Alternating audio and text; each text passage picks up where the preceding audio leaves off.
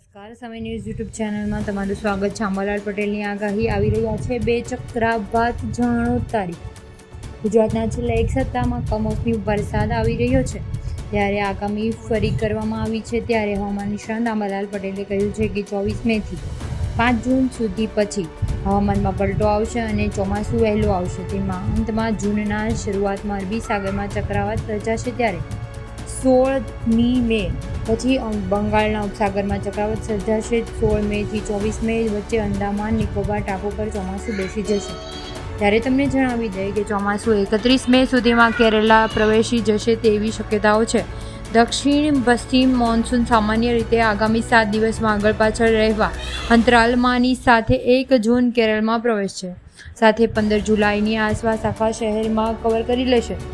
તમને એ પણ જણાવી દઈએ કે આવી રીતે અંબાલાલ પટેલે આગાહી કરી છે। તમને જો અમારો આ વિડીયો પસંદ આવ્યો હોય તો સબસ્ક્રાઈબ કરવાનું ભૂલશો નહીં। ધન્યવાદ।